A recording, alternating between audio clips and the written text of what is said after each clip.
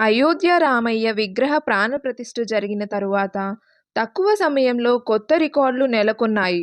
ఇటీవలే తాజ్‌మహల్ కంటే అధికంగా పర్యాటకులు అయోధ్య రామయ్యను దర్శించుకున్నట్లు రికార్డులో నమోదైంది.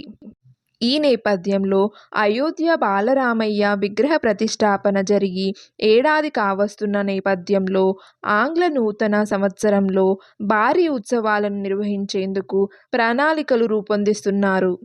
అయోధ్యపురి రామనగరిని అందమైన పెళ్లికూతురులా ముస్తాబు చేయనున్నారు.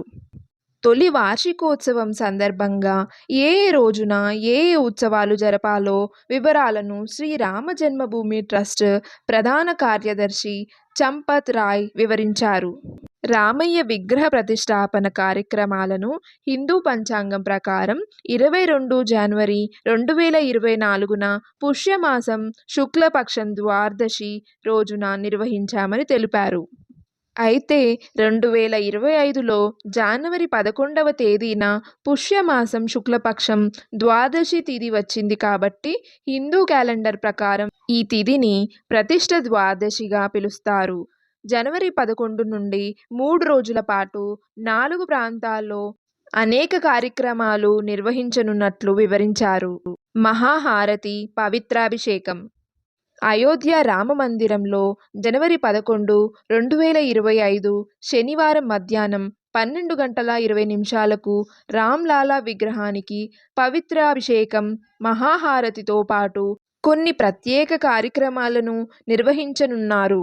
ఈ కార్యక్రమంలో సాధారణ ప్రజలు పాల్గొనేందుకు ఏర్పాటు చేస్తున్నారు.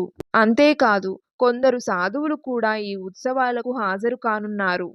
ఈ ప్రాణ ప్రతిష్ఠ వార్షిక ఉత్సవాన్ని పురస్కరించుకుని 5 చోట్ల నిర్వహించడంతో పాటు రెండో కార్యక్రమాన్ని రామాలయ సముదాయంలో యాగ మండపంలో, మూడో కార్యక్రమాన్ని యాత్రికుల సౌకర్యార్థం నిర్వహించనున్నట్లు సమాచారం. ప్రత్యేక కార్యక్రమాలు.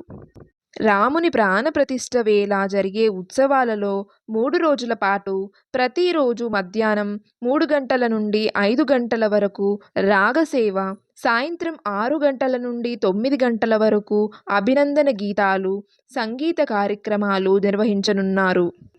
అదేవిధంగా అంగంతిల మైదానంలో మధ్యాహ్నం 2 నుండి 3 గంటల 30 నిమిషాల వరకు రాముని కథ, మధ్యాహ్నం 3 గంటల 30 నిమిషాల నుండి 5 గంటల వరకు రామ్ చరిత్ మానస్ ప్రవచనం చేయనున్నారు.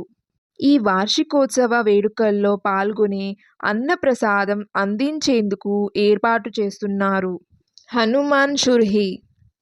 శ్రీరాముడికి అత్యంత గొప్ప భక్తుడైన ఆంజనేయ స్వామి ఆలయం అయోధ్య రైల్వే స్టేషన్ నుంచి కేవలం 1 కిలోమీటర్ దూరంలో ఉంది. హనుమంతుడిని అయోధ్య రక్షకుడిగా భావిస్తారు.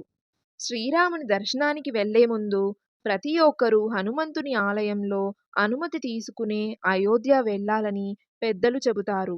ఈ ఆలయాన్ని 300 సంవత్సరాల క్రితం స్వామి అభయ రామదాసు సన్నిధిలో సిరాజ్ ఉద్ దౌలా స్థాపించారు.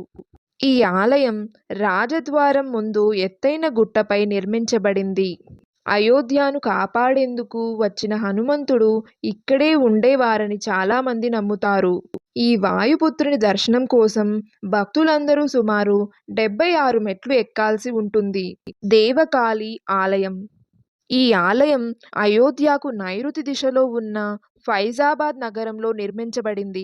ఈ ఆలయంలో ప్రతిష్ఠించబడిన మాతా గిరిజాదేవి విగ్రహం విషయానికొస్తే సీతాదేవి తనతో పాటు ఈ విగ్రహాన్ని తీసుకొచ్చిందని నమ్ముతారు. దశరథ మహారాజు దేవకాళి ఆలయాన్ని నిర్మించి అక్కడ ఈ విగ్రహాన్ని ప్రతిష్ఠించాడు. ఈ ఆలయం వివరాలు రామాయణంలో పూర్తిగా ఉన్నాయి. రామనగరిలో మొదట ప్రాణప్రతిష్ఠ కార్యక్రమాల్లో భాగంగా ఇక్కడ కూడా కొన్ని ప్రత్యేక కార్యక్రమాలను నిర్వహించనున్నారు. మరోవైపు అయోధ్యలో నాగేశ్వరనాథ్ అత్యంత ప్రసిద్ధి చెందిన దేవాలయం. శ్రీరాముడు ఈ ప్రాంతంలో స్వయంగా శివలింగాన్ని ప్రతిష్ఠించారని చెబుతారు. ఆ తరువాత శ్రీరాముని కుమారుడు కుష అయోధ్యలో ఈ ఆలయాన్ని నిర్మించాడు.